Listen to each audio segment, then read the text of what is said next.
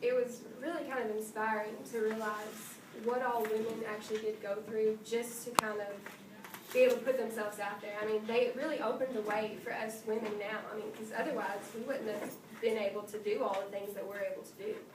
Yeah, we always try to do something kind of related to women, you know. And when we saw this, this really did open the door. I mean, this was before women were starting to lobby for votes, and this actually started all of it. So that was kind of neat to us. And it's like Cassie said, we always try to do something with women's rights. We're always trying to, get the point across, see what we went through. What are we trying to do?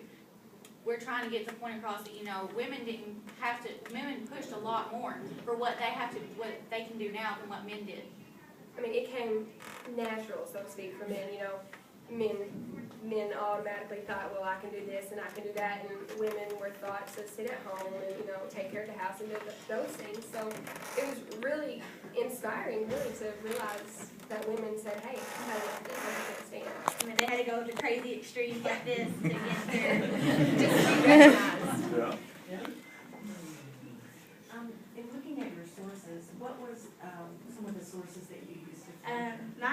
I used Fainted because it actually was the article that Winifred Black, the character I played, it was actually her article. She actually passed out in San Francisco on one of the busiest streets, and pretended to pass out, and just laid there until medical help got to her. And it actually took like over 2 hours.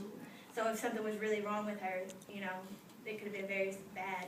And that was actually how a lot of the ambulance systems got it started, was because of her. So that was that I really enjoyed. And I used 10 Days in the Madhouse, obviously, because my character was Nellie Bly.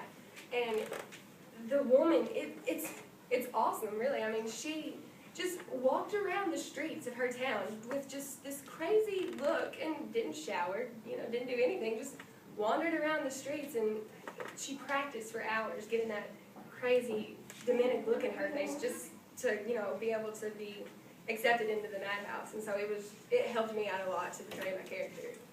I definitely used the source that we had at the interview with Miss Kroger. It was really informative, and it helped me get into character more, that I should be, telling what happened, I should be explaining, I should be helping.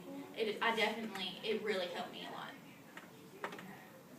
Tell me what you found most challenging about bringing this topic into the performance. There were so many things we could have put in. It was really hard to decide what parts to put in and what parts to leave out. I mean, because there's Nellie Bly's aspect, but then she started a whole new thing where other women stepped up into this same thing. I mean, we could have put in there how Nellie Bly did an article where they were selling babies on the street. And that's actually what we're talking about, the adoption laws. That's how that got started. And she actually opened up an orphanage later on in her life. And I mean, there are women all over the United States that followed in her footsteps. You can't put all that. So that was just really challenging, trying to pick the most important details to try to put in there. Like Cassie said, I mean, all it took was one woman stepping up, to say, hey, this is enough. And I mean, after that, it just branched out, and I mean, all kinds of things happened. I mean, because women wanted to be recognized, and they wanted it to be different. I mean, It was definitely a challenge to try to figure out how to portray it. If we wanted to do the whole thing just about Nellie Bly, or if we wanted to cover that there were multiple women stunt reporters, that Nellie just wasn't the only one, that we definitely figured out that, we wanted to show how Nellie affected reporters today instead of just in her time.